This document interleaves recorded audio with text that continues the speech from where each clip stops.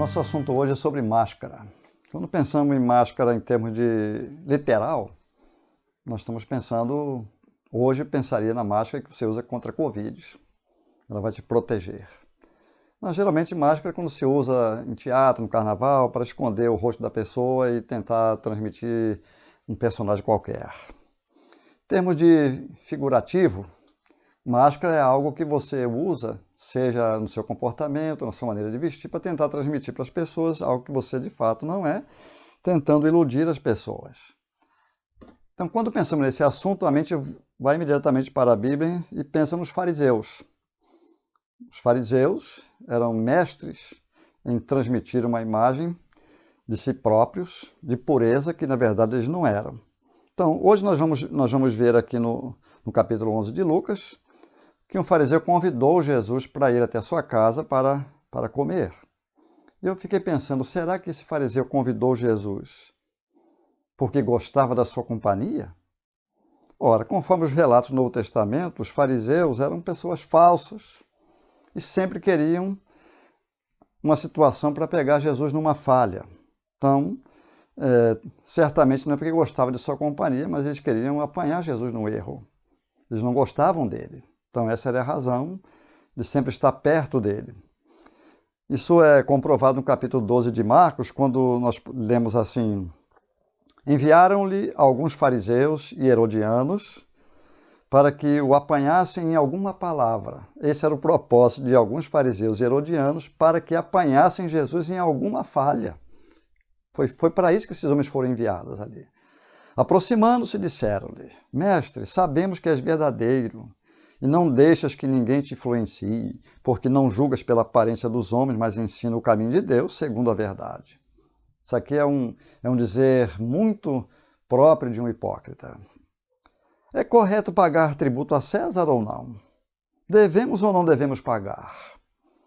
Mas percebendo a hipocrisia dele, Jesus lhe respondeu: Por que me colocais à prova? Trazei-me um denário para que eu o veja. E eles trouxeram. Jesus lhes perguntou: De quem é esta imagem ou inscrição? Eles responderam: De César. Então Jesus lhes disse: Dai a César o que é de César e a Deus o que é de Deus. E eles ficaram admirados com essa resposta. Jesus calava a boca desses hipócritas todas as vezes que eles o experimentavam. Agora, no caso do capítulo 11 de Lucas, a intenção aqui era a mesma: convidá-lo para jantar ou cear em sua casa para tentar apanhar em alguma falha. No verso 38 aqui do capítulo 11 de Lucas, diz assim, o fariseu, no versículo número 38, o fariseu admirou-se vendo que ele não se lavara antes de comer. Então, possivelmente, o fariseu tinha na sua mente, naquele dia, Jesus vai chegar aqui e não vai praticar o cerimonial de lavar as suas mãos. Como era esse cerimonial? Primeiro, quero dizer para os irmãos que eles estavam interpretando o Levítico 22 totalmente distorcido, que isso era um serviço para o sacerdote quando se tornava impuro para comer do alimento sagrado do templo, que era o sustento deles. Então, se alguma coisa que eles tocaram e os fez impuros, eles precisariam passar pelo cerimonial de lavar as mãos, e o texto em Deuteronômio fala sobre lavar o corpo todo. Então, como é no tempo de Jesus esse ritual?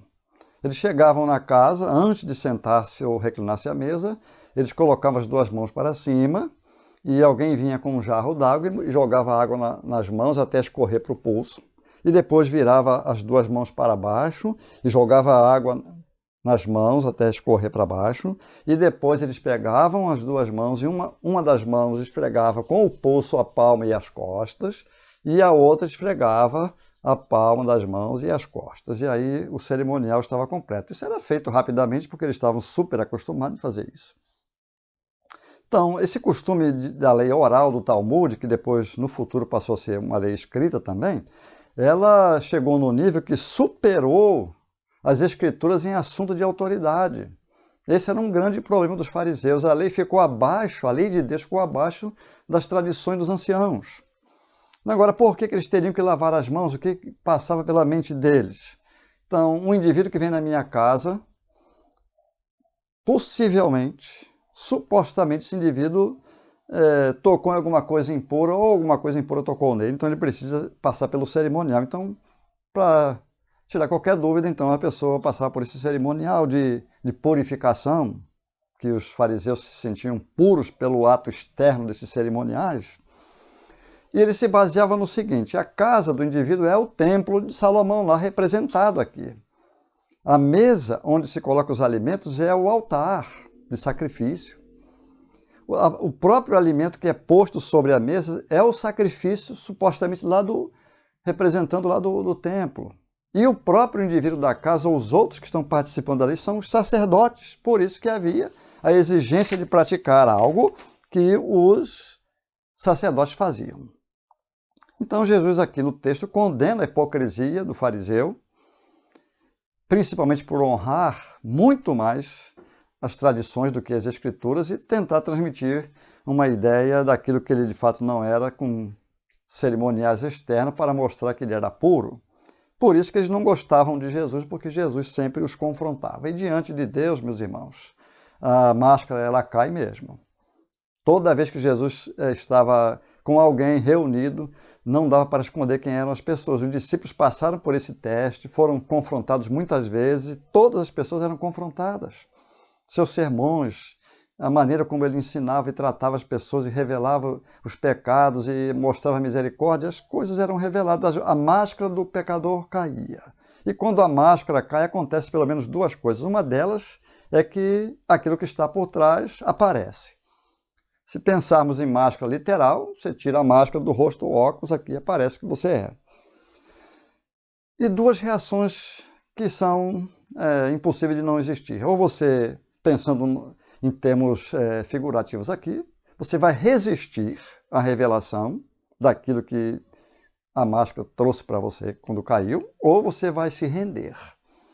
E Jesus esperava, com certeza, que as pessoas, os pecadores, se rendessem, não resistissem à verdade revelada. Então Jesus, nesse texto de Lucas 11, está desmascarando o fariseu, e eu quero ler aqui o texto de 11:37 de Lucas para vocês, até o 44, onde ele revela aquilo que o fariseu de fato é. Quando Jesus terminou de falar, um fariseu o convidou para vir comer com ele, e entrando Jesus, sentou-se à mesa. O fariseu admirou-se, vendo que ele não se lavara antes de comer. E o Senhor lhe disse: vós, os fariseus, limpais o exterior do copo e do prato, mas o vosso interior está cheio de cobiça e maldade. Loucos, quem fez o exterior não fez também o interior? Dai, porém, de esmola o que está dentro do copo e do prato, e todas as coisas vos serão limpas. Quer dizer, o seu interior precisa ser posto para fora. O que está no interior do copo está representando o interior do fariseu. Não está mexendo com o exterior aqui, é o interior. Mas há de vós, fariseus, porque dais o dízimo da hortelã, da arruda e toda a hortaliça, e desprezais a justiça e o amor de Deus. Deveis praticar estas coisas sem esquecer aquelas. Aí, eu dou isso, eu dou aquilo, faço muitas obras aqui. Mas, na verdade, Jesus está falando aqui, mas você se esquece do principal, que é a justiça e o amor de Deus. Vocês deveriam fazer todas essas coisas, não dissociar o amor de Deus e a justiça e praticar obras boas em detrimento da justiça e do amor de Deus em relação ao seu próximo. Era isso que ele estava tratando aqui com os fariseus. Ai de vós, fariseus, porque gostais dos primeiros assentos nas sinagogas e dos cumprimentos em público. Ai de vós, porque sois como sepulturas ocultas, sobre as quais os homens caminham sem saber. Ai de vós! É um lamento grande contra a desgraça que esperava esses hipócritas, que prejudicava todo o povo de Israel com suas mentiras e hipocrisias, e tentando apresentar-se diante do povo sendo algo que eles não eram. O inferno espera vocês. E Jesus lamentava, na verdade, isso aqui, porque ele não queria a perdição dos fariseus. Ele queria que os fariseus se enxergassem. Então a máscara do fariseu era, de fato, a sua vestimenta. A vestimenta deles era algo esplendoroso, como temos a dos fariseus modernos, São vestimentas que chamam a atenção e apontam supostamente para uma pureza naquele indivíduo ali por fora. Então escondia a realidade. Versículo 44, ele diz: ai de vós, porque sois como sepulturas ocultas sobre as quais os homens caminham sem saber. E eles são tão artistas que as pessoas andam perto deles sem saber que estão diante de pessoas hipócritas, mentirosas, falsas. Porque eram muito bem feita vamos dizer, a arte deles em transmitir aquilo que eles não eram. Então a roupagem deles impressionava, e uma das coisas que eles usavam era filactérios, como diz lá no capítulo 23 de Mateus, quando Jesus fala aos discípulos: os fariseus praticam todas as suas obras para serem vistos pelos homens. Então uma roupagem linda aparece para os homens. Alagam seus filactérios, quer dizer, filactério era uma tira estreita de pergaminho que se enrolava no braço ou na testa, só que eles alargavam os filactérios para aparecer muito mais ainda os versículos da lei de Moisés, e ainda aumentavam as franjas de seus mantos, quer dizer, parece que de tempos em tempos eles estavam exagerando cada vez mais a sua roupagem para aparecer diante das pessoas. Então, não devemos esquecer que Jesus estava na casa do fariseu. Ele era um convidado. E esse texto aqui sempre me trouxe, assim, me chamou muita atenção, me chama a atenção. Porque Jesus Cristo era perfeito. Jesus é Deus. Jesus respeitava as pessoas, as amava. Mas aquilo que as pessoas precisavam ouvir, ele falava. Não importa se eu estou dentro da sua casa. Hoje, provavelmente, nós, convidados por alguém, presenciando muitas coisas erradas, contra Deus até, preferimos até ficar calados do que confrontar a pessoa que nos convidou para... Afinal de contas, se eu fizer isso, ele vai me mandar embora. Eu nem sei se Jesus saiu da casa do fariseu alimentado. Pode ser que nem tenha comido nada. Eu não sei. Ou sim, não sabemos. Quando o mestre da lei ouviu essa repreensão de Jesus ao fariseu, ele diz aqui no verso 45, um dos doutores da lei, que tinha vários ali, escribas, lhe disse: mestre, quando dizes isso, também ofendes a nós. Tu está ofendendo nós também, Senhor. Olha o que o Senhor está fazendo. Então Jesus disse: ai de vós também, doutores da lei, pois sobrecarregais os homens com fardos difíceis de carregar, mas vós nem com um dedo tocais esses fardos. Ai de vós, pois edificais os túmulos dos profetas que vossos antepassados mataram. Assim sois testemunhas que aprovam as obras de vossos antepassados, pois eles mataram os profetas e vós lhes edificais os túmulos. Por isso diz a sabedoria de Deus: eu lhes mandarei profetas e apóstolos, e eles matarão uns e perseguirão outros. Portanto, esta geração prestará contas do sangue derramado de todos os profetas desde a fundação do mundo, desde o sangue de Abel até o sangue de Zacarias, morto entre o altar e o santuário. Sim, eu vos digo, esta geração prestará contas. Ai de vós, doutores da lei, porque retivestes a chave do conhecimento. Vós mesmos não entrastes e impedistes os que desejavam entrar. Vocês não vão entrar no reino dos céus, vocês retêm a autoridade de ensinar o povo, mas vocês retiveram para vocês não vão entrar porque vocês não creem nisso e não deixam ninguém crer. Ai de vós, porque vocês vão sofrer no inferno. E diante de Jesus Cristo, a máscara caía, diante de Deus, a máscara cai, diante da palavra de Deus, a máscara cai. João fala lá no Evangelho, no versículo 5 do capítulo 1, que a luz resplandece nas trevas, e as trevas não prevaleceram contra ela. Jesus mesmo disse: enquanto eu estou no mundo, eu sou a luz do mundo. E ele diz: eu sou a luz do mundo, e quem me segue não andará em trevas. Jesus viveu naquela época sendo luz em todos os lugares que ele andava. Aquilo que era oculto, obras ocultas das trevas, não poderiam ficar escondidas. Então, nesse jantar, nessa ceia que Jesus foi convidado a participar aqui, as obras ocultas das trevas, o interior dos fariseus e doutores da lei, não podia ficar ocultas aqui. E eu fico pensando aqui, se eu quero saber quem sou eu, você quer saber quem você é, aproxime-se das Escrituras que você vai saber quem você é. Do contrário, eu digo, fique longe dela, porque aproximando-se das Escrituras, Deus vai revelar obras ocultas das trevas para serem tratadas. É assim que funciona desde o começo do mundo, quando Deus nos deu a sua palavra. Pecadores se convertem porque a palavra confronta o indivíduo e traz tudo que é pecado para fora para o indivíduo entender quem ele é, de fato. Isso aconteceu com um certo indivíduo que ganhou uma Bíblia e ele não tinha muito conhecimento das Escrituras e começou a ler em casa. Muitas vezes a esposa lá na sala com ele, e um dia ele estava lá lendo na sala, a esposa fazendo crochê ali, os dois conversando, e ele lendo a Bíblia e tal, vai e vem.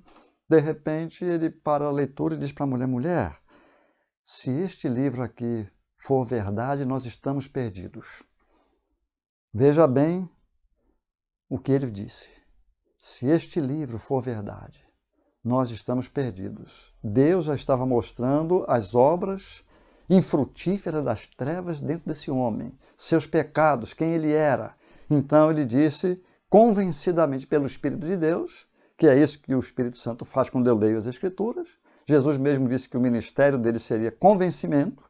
Quando ele vier, convencerá o mundo do pecado, da justiça e do juízo. Do pecado porque não crê em mim. Então, quando eu leio as Escrituras, o Espírito Santo me convence que eu sou um pecador incrédulo, que não creio em Jesus como Salvador que veio me salvar. Ele vai me convencer que Jesus Cristo é o Salvador e que eu não creio nele. Da justiça porque vou para o Pai e não me vereis mais. Vai convencer que Jesus Cristo de fato é quem ele disse que é, porque ele ressuscitou e voltou para o céu. E o Espírito Santo vai convencer o pecador disso. E do juízo, porque o príncipe desse mundo já está julgado. Então, se ele julgou Satanás, o Espírito Santo vai me convencer de que eu sou um pecador e terei o mesmo fim que Satanás terá. Convenceu esse homem aqui. Se for verdade, nós estamos perdidos. Continuando lendo, passam uns dias, interrompe sua leitura e diz, mulher, se esse livro for verdade, nós poderemos ser salvos. Porque Deus não só me confronta e mostra o meu pecado, mas ele aponta o caminho da salvação para todos os pecadores. Ora, você é um pecador crente hoje salvo e eu sou salvo, um pecador crente em Jesus Cristo, porque o Espírito de Deus me convenceu e mostrou-me o pecado e me apontou o caminho que era unicamente em Jesus Cristo para me salvar. Aproxime-se das Escrituras e a máscara vai cair. Caiu de Judas Iscariotes. 3 anos junto com o grupo. Nenhum dos discípulos percebia. Ele era um grande artista, Judas. Jesus sabia muito bem quem ele era, quando o chamou, nada estava oculto ali para Jesus. Mas os discípulos, coitados, não percebiam nada. Um artista de primeira. Mas um dia a máscara caiu quando Jesus disse, eu digo a verdade para vocês, um de vocês vai me trair. Então eles começaram a ficar preocupados e começaram a perguntar, por acaso sou eu? Por acaso sou eu, mestre? Por acaso sou eu? E até Judas disse, por acaso sou eu? E Jesus disse, tu o disseste. Em João ele diz, é aquele que molha comigo a mão no prato. Então Jesus pegou o pão molhado e deu para Judas Iscariotes e ainda disse, aquilo que vais fazer, faze-o depressa. E aí os discípulos, na sua ingenuidade, pensaram que ele iria comprar alguma coisa para a festa. Mas a máscara de Judas caiu ali. Na hora que ele foi trair Jesus lá no Getsêmani, quando ele foi chegando, Jesus disse, Judas, é com um beijo que tu traz o Filho do Homem. A máscara cai. A luz veio ao mundo e iluminou, e bateu contra as trevas, e as trevas não prevaleceram. Aí você diz, Judas era um incrédulo. Sim, mas a máscara também caiu de Ananias e Safira. Ananias e Safira tentaram parecer aquilo que eles não eram, generosos, como, por exemplo, aqui, Barnabé. Eles tentaram passar uma ideia que deram todo o dinheiro que eles venderam do terreno. Eles estavam tentando passar uma ideia sobre si que era falsa. Isso era máscara. E a máscara caiu quando Deus usou Pedro para repreender o casal. E vocês conhecem a história que Deus tirou a vida deles dentro de uma reunião E isso é muito humilhante e triste, mas veio temor sobre toda a igreja e Deus queria mostrar para a igreja nova que estava surgindo, começo da sua igreja, que ali não era uma seita farisaica, ali não era uma religião greco-romana, ali era uma igreja onde ele era o cabeça, ele era o dono, ali ele reinava ali e as pessoas tinham que andar no temor de Deus. Então o temor caiu sobre toda a igreja quando Deus repreendeu Ananias e Safira dessa forma. Como eu acredito que tem feito até hoje assim, porque esse ficou como um exemplo que Deus age assim com os falsos, mentirosos e hipócritas.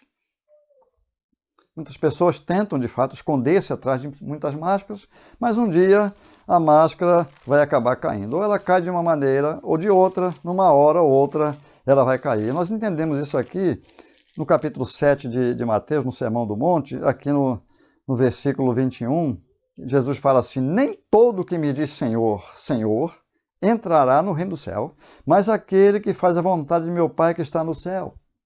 Naquele dia muitos me dirão: Senhor, Senhor, nós não profetizamos em Teu nome? Em Teu nome não expulsamos demônios? Em Teu nome não fizemos muitos milagres? Então lhes direi claramente: nunca vos conheci. Afastai-vos de mim, vós que praticais a iniquidade.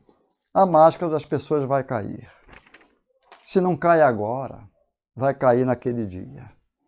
Nada vai passar escondido de Deus. Então, esses hipócritas hoje que usam o nome de Jesus erradamente, iludindo pessoas, fazendo falsos milagres, expulsando falsos demônios, simulando expelir demônios e outras coisas semelhantes, e essas pessoas, se a máscara não cair agora, vai cair naquele dia. E eu acho que naquele dia vai ser muito pior, porque hoje ainda dá tempo de arrepender-se. Naquele dia não terá. Então, o cair da máscara revela o que está por trás da máscara. Literalmente é o rosto, né? Figuradamente é o caráter. Como falei, a máscara quando cai produz duas reações, ou a resistência ou a rendição. O que Deus espera é a rendição, e rendição aqui está representando reconhecimento de pecado quando Jesus confronta arrependimento sincero por aquilo que ele revelou. Então, Hebreus ele diz um texto lá muito importante para nós, quando nós ouvimos a palavra de Deus. Ele fala: hoje, se ouvides a sua voz, não endureçais os vossos corações, como diz aqui em Hebreus 3:8. Não endureça o coração se você ouvir a sua voz hoje. Se Deus está mostrando para você algum pecado que você cultivou, ou está cultivando, ou vivendo no pecado, Ele está desmascarando você com isso que você está ouvindo, é a hora de você se render e não de se retrair, porque os fariseus e os mestres da lei, eles resistiam de fato, é o que o texto mostra aqui no capítulo 11, versos 53 e 54. Ao sair dali, da casa do fariseu, os escribas e os fariseus começaram a pressioná-lo com insistência e a interrogá-lo acerca de muitas coisas, armando-lhe ciladas, a fim de o apanharem em alguma coisa que dissesse. Essa era a atitude dos mestres da lei dos fariseus. Eu não lembro de fariseu nenhum convertido afora o Nicodemos. Então, se tem outro, não me lembro nesse momento. Mas, raramente, você vai ver na Bíblia um fariseu, um mestre da lei, escriba, convertido, abandonando a sua religião hipócrita. Mas a reação normalmente deles era essa aqui mesmo, armando-lhes ciladas, e eles não conseguiram, durante os 3 anos de perseguição, lado a lado com Jesus, onde Jesus estava, eles tinham um representante dos fariseus e dos escribas, nunca conseguiram apanhar Jesus em uma falha, porque a Bíblia mesmo fala que nunca dolo algum foi achado em sua boca, nem achado pecado na sua boca. Uma vez ele desafia no capítulo 8 de João: quem dentre vós me convence de um pecado sequer? E nenhum fariseu hipócrita teve coragem de acusá-lo porque não tinha. Com essa mensagem de hoje eu quero levar você a entender que Deus quer revelar o que está dentro dos nossos corações, mostrar para nós, para você, para mim, aquilo que precisa ser resolvido e tratado. Se é uma vida de pecado, você precisa se render ao Salvador, se você não é crente. Se você é um crente que cultiva uma vida de pecado, ele está dizendo: abandone o pecado, está mostrando isso para você. Ele está revelando o que está dentro para que seja consertado isso daí.